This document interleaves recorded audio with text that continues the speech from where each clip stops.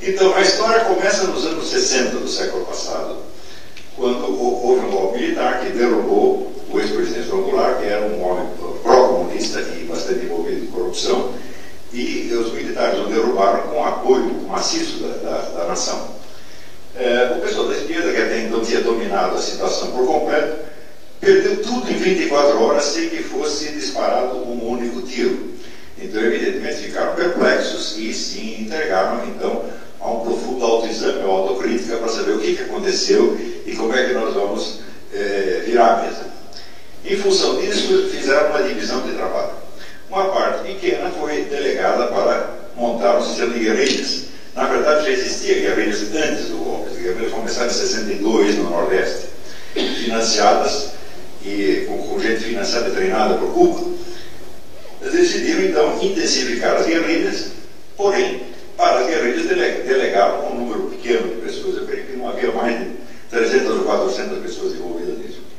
E a maioria, sobretudo as pessoas mais importantes, os grandes líderes do Partido Comunista, se dedicaram a uma tarefa completamente diferente, que foi a de estudar os livros do fundador do Partido Comunista Italiano, Antonio Gramsci, e tentar aplicar as suas técnicas para ver se, pelo menos a longo prazo, conseguiam virar o jogo.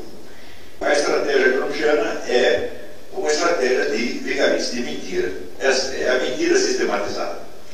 A ideia básica é penetrar, ocupar espaços, como o Gramsci dizia, na mídia, no sistema educacional, no parlamento, na administração pública, e sem jamais falar de socialismo e introduzindo medidas e ideias socialistas, de modo que, nas palavras dele, todos se tornem socialistas sem saber. E que, através disso, o Partido Comunista adquira, também palavras textuais dele, o poder onipresente e invisível de um imperativo categórico, de um mandamento divino, fecha aspas. Então, é claro que isso consiste, basicamente, em enganar todo mundo. E decorridos mais ou menos uns 20 ou 30 anos, o pensamento socialista se tornou a norma no Brasil. Mas ninguém sabia que aquilo era socialista. Se você saísse à rua e dissesse, olha, o Lula é comunista, as pessoas iam rir na sua cara. Se você dissesse, o PT, Partido dos Trabalhadores, é comunista, iam rir na sua cara. Isso significa que as ideias adversas ao comunismo, elas não foram contestadas, elas não foram discutidas, elas não foram condenadas, elas simplesmente sumiram de circulação. Ao mesmo tempo, a ocupação de espaços foi transformando as universidades em centrais de propaganda comunista e mais nada. Isso quer dizer que você entrava numa universidade brasileira para estudar, por exemplo, ciências sociais, você ia ler o quê? Antonio Gramsci, Lenin, Mao Tse-tung, às vezes concediam um pouco de Trotsky. Decorridos alguns anos, os efeitos começaram a se manifestar. 50% dos formandos das universidades brasileiras são analfabetos funcionais, isso foi testado. Os alunos brasileiros da escola secundária, que são submetidos a igual tratamento, tiram sistematicamente os últimos lugares nos testes internacionais, o famoso PISA. Todo ano é feito para avaliar estudantes do mundo inteiro. Então chega lá estudantes da Zâmbia, da Serra Leoa, do Paraguai, e tem notas muito melhores do que os brasileiros. E pior, houve um ministro de Educação que disse, poderia ter sido pior. A destruição da inteligência nacional, a destruição de toda e qualquer possibilidade de debate sério. E quando eles falavam debate, era o debate do amém, ou sim senhor. Um dizia uma coisa, o outro concordava e estava muito bem. Nas últimas eleições presidenciais, o senhor Lula fez a seguinte declaração: nós chegamos à perfeição da democracia. Todos os candidatos presidenciais são de esquerda. Esta destruição da inteligência brasileira foi transformando a vida nacional numa coisa francamente estúpida, na qual pode florescer toda espécie de loucura e criminalidade. Então a criminalidade foi crescendo e crescendo e crescendo, ajudada também por leis que sempre protegiam os bandidos. Quando o processo da ocupação de espaços e da chamada Revolução Cultural Gramsciana se considerou vitorioso, eles acharam que estava na hora de dar um passo a mais, de fazer um outbreak no processo. Então, 3 pessoas, o seu Lula, o Fidel Castro e Frei Beto, que era o guru do Lula, tiveram uma ideia brilhante: fundar uma organização para unificar a esquerda latino-americana e aplicar em toda a América o sistema que tinha dado tão bons resultados no Brasil. e fundaram o tal Foro de São Paulo, com um nome propositadamente inócuo, e foram realizando aquelas assembleias e traçando planos, unificando a estratégia dos vários partidos de esquerda.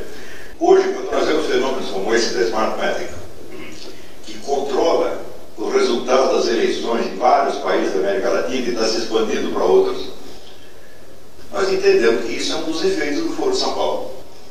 Quer dizer, a conquista gradualmente do poder onipresente e invisível do imperativo categórico. Eles estão mandando em tudo e ainda tem muita gente, sobretudo no Brasil, que acredita que o comunismo acabou, não tem mais.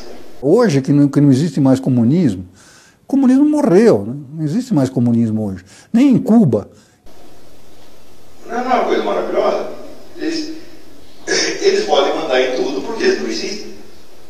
Então, a inexistência é um privilégio extraordinário, né? Então, o Foro de São Paulo foi crescendo, crescendo, crescendo, e durante 15 anos ninguém dizia uma palavra a respeito.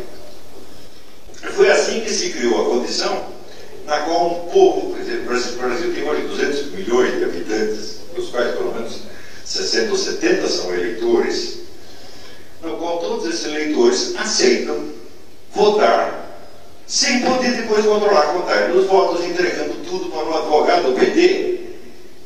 Eles aceitam isso, quer dizer, a situação já virou absolutamente psicótica. Então, isto é uma loucura induzida. Eles estão, passo a passo, destruindo toda a capacidade de discernimento no povo brasileiro. E como este processo é multilateral, acontece em todas as dimensões da sociedade, ao mesmo tempo acontece nos sindicatos, nas igrejas, nas escolas, nos partidos políticos, até em clínicas de aconselhamento e clínicas psiquiátricas.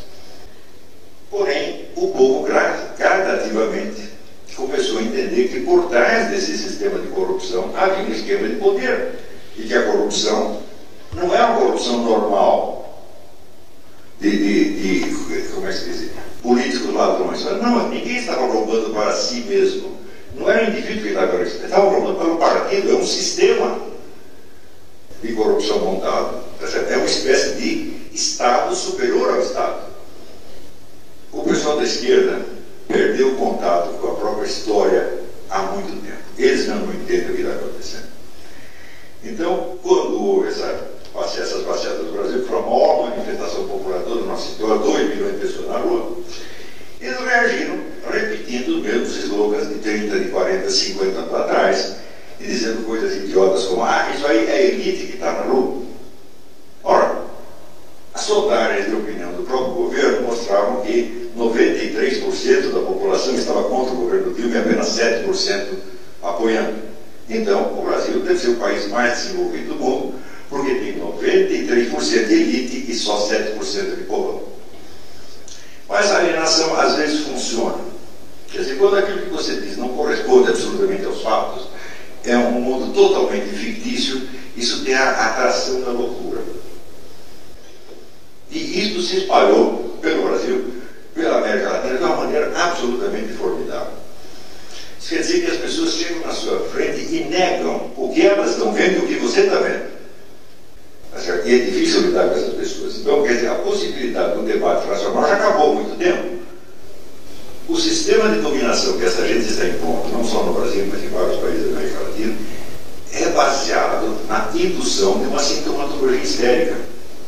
Negar a realidade de maneira tão patente, tão cínica, tão persistente, que uma hora o sujeito começa a pensar: bom, foi eu que estou vendo errado, mas ele deve ter razão. E isto, para mim, isso é um crime maior do que qualquer roubo. Porque isso é destruir a consciência das pessoas. É pegar seres humanos normais, saudáveis, e transformá-los em crianças retardadinhas mentais. Isso é destruir o futuro do povo.